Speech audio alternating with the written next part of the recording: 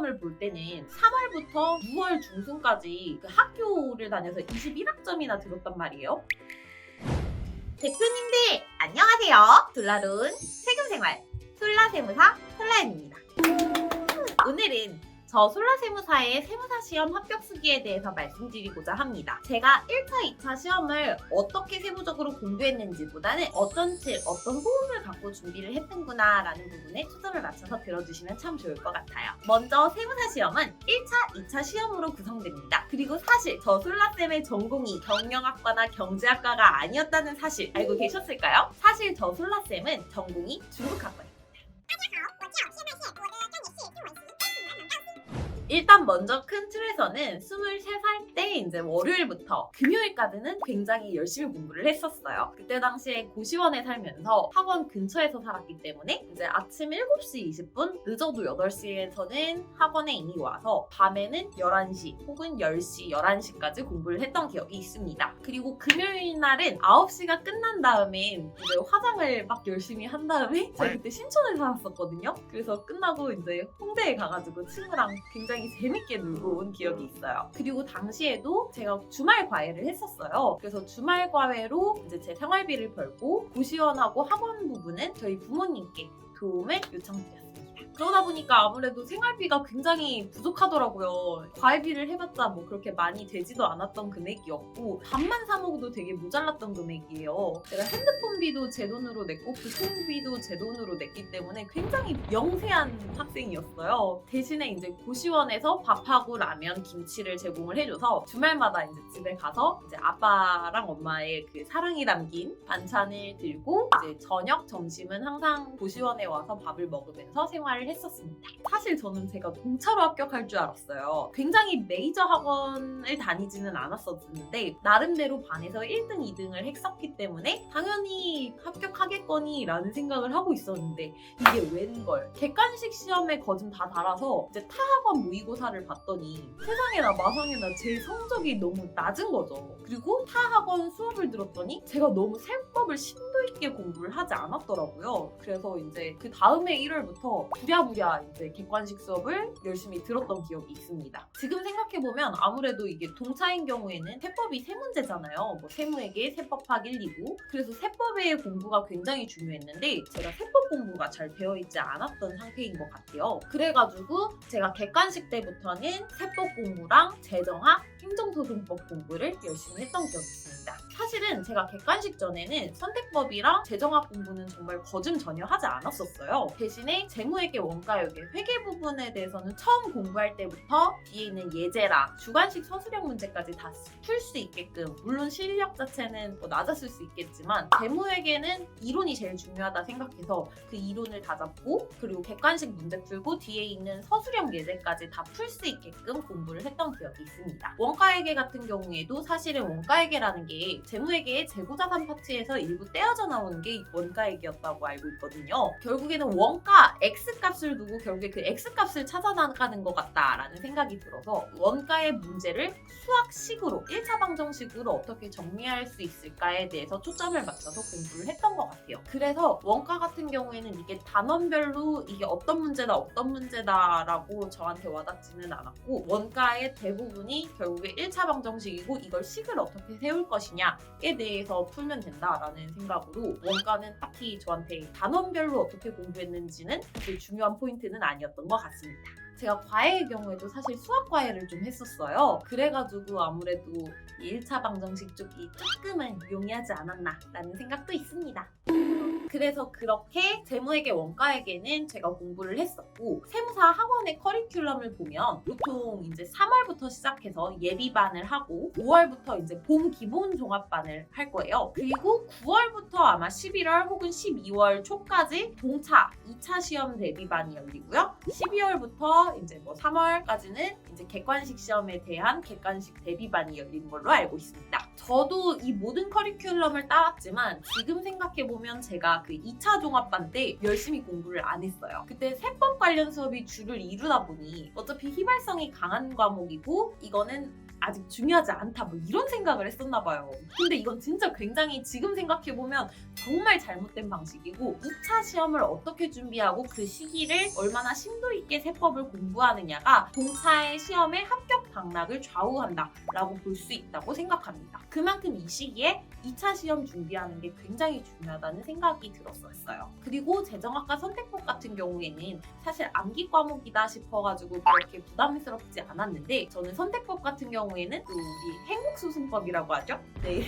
그래서 저도 행정소송법을 들었었는데 그 부분은 좀 범위도 작고 그래서 좀 용이하게 진행을 했었었는데 생각보다 이 재정학 부분이 굉장히 발목을 잡더라고요. 나름대로 경제학을 부전공으로 수업을 들었어서 조금은 용이하지 않을까 싶었는데 제가 시험 보기 3주 전에 다른 학원 모의고사를 봤는데 세상에 42.5점인가? 그렇게 나온 거예요. 거진 꽈락이잖아요. 그래서 어머 내가 다른 건 솔직히 평균 이상이 나왔으니 어머 세상에 내가 지금 큰일 났다. 이것 때문에 내가 꽈락 나는 거 아닌가 싶어서 굉장히 걱정을 많이 했었어요. 실제로 1차 시험 같은 경우에는 우리가 객관식이다 보니까 세법도 말 문제가 굉장히 중요했거든요. 그래서 이 부분을 어떻게 하면 할 수 있을까? 이 짧은 시간 안에 어떻게든 나는 합격할 수 있는 점수를 만들어야 되는데 어떻게 할 수 있을까 고민을 하다가 학원마다 그 3개년치 혹은 5개년치 기출문제를 현재 법에 맞게 개정해 놓은 기출문제가 있거든요. 기출문제를 5개년치 사서 다 오답을 했었습니다.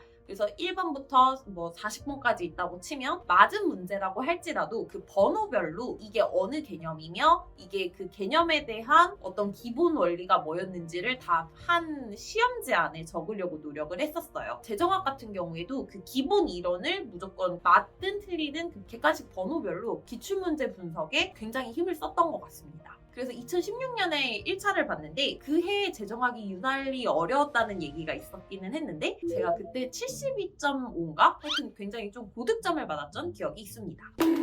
세법 같은 경우에도 이게 말 문제랑 객관식 문제 이런 부분이 있다 보니까 기출 문제 분석하는 게 좀 주요했던 것 같습니다. 큰 틀에선 이렇게 공부를 했는데 이제 제가 아무래도 유예 시험을 볼 때는 3월부터 6월 중순까지 그 학교를 다녀서 21학점이나 들었단 말이에요. 그래갖고 거즘 9시부터 5시까지는 수업을 들을 수 없다라고 생각을 했어요.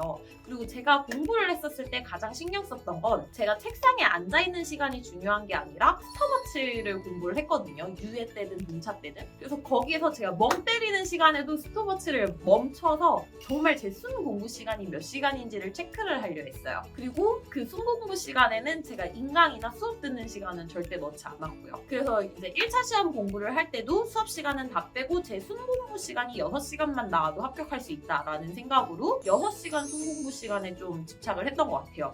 집착이라고 해도 될 것 같아요.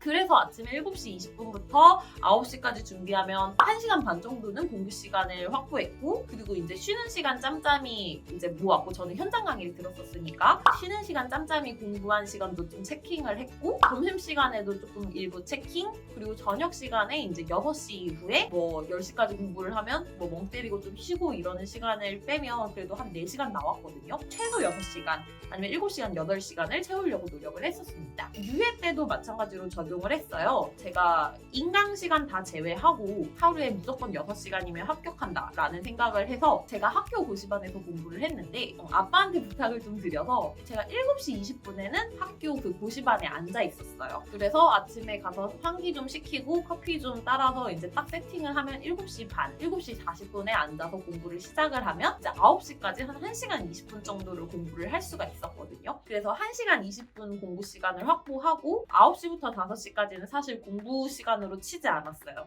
대신 이 시간에 뭐 학교 수업을 듣는다든지 21학점이었으니까 아니면 제가 들어야 했던 인강들을 듣는다든지 그리고 5시 이후에는 이제 인강을 듣지 않고 오로지 제 공부 시간으로 채우려고 했었습니다. 10시, 11시까지 공부를 한 다음에 이제 집에 또 운동할 시간이 너무 없었다 보니까 걸어갔거든요. 그때 또 이제 여름이고 이랬어가지고 그래서 집에 걸어가면서는 친구한테 전화를 해서 전화 스터디를 하면서 내가 오늘 뭘 외웠는지 하면서 세법학 뭐 이런 난제들 이렇게 서로 질문하는 거 있잖아요. 그런 식으로 전화 스터디를 하면서 뭐 어느 정도는 수다도 떨고 혼자 고시반에 있으니까 말할 사람도 없었거든요. 그래서 그런 식으로 스터디를 하고 집에 가서 자고 다음날 이제 또 오고 그랬던 기억이 있습니다. 그리고 제가 이제 유예 때 같은 경우에는 사실 세무회계랑 세법 세법학 1, 2부만 인강을 들었어요. 아무래도 학교 수업을 좀 따라가야 했기 때문에 시간이 상대적으로 전체 휴학을 하는 친구들에 비해서 부족했거든요. 대신에 제가 생각하기에 저는 재무회계와 원가회계가 이론이 정말 탄탄하게 되어 있다라는 생각으로 재무회계, 원가회계는 문제만 풀고 인강은 듣지는 않았었습니다. 주말마다 유예 1순환, 2순환, 3순환 이런 수업이 있어서 모의고사를 풀게 되면 제가 약한 부분에 대해서 수업은 듣기는 했었는데요. 모의고사는 이제 진도별로 나오니까 근데 따로 이렇게 어떻게 전체적인 과정을 듣지는 않았었습니다.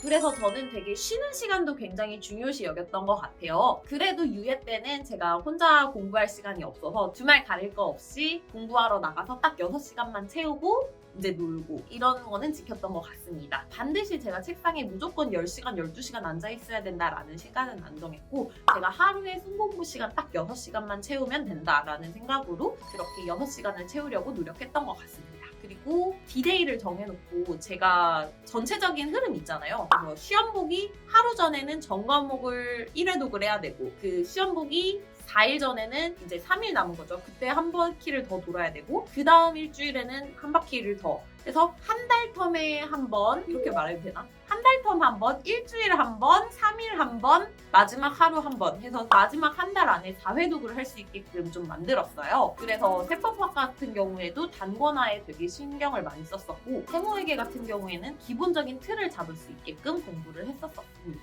사실은 이 세부적인 공부법은 저도 조금 오래돼가지고 이 부분에 대해서는 말씀드리기 좀 어려운 것 같아요.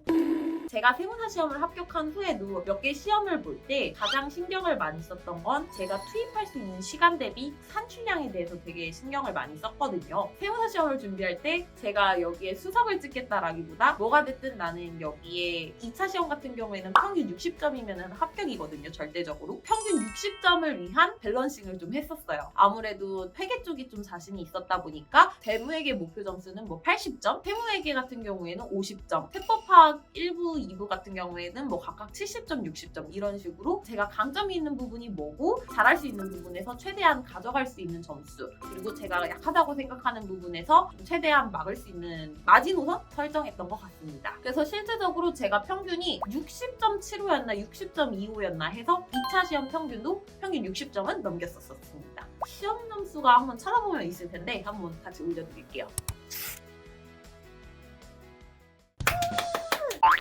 오늘은 제가 공부했던 과정에 대해서 함께 말씀을 드려보았는데요. 아무래도 절대 공부 시간이 부족한 직장인 수험생분들이 염려를 많이 하시는 것 같더라고요. 그래서 제가 준비했던 이 수험 과정이 우리 직장인 대표님들께 도움이 한번 되었으면 좋겠다라는 말씀으로 한번 드려보았고 반드시 수험 기간에는 공부만 해야 된다.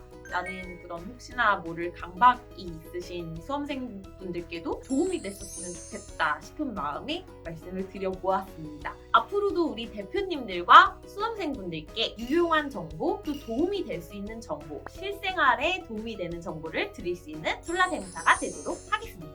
언제나 솔라로운 에너지가 가득한 대표님들의 인생을 응원합니다.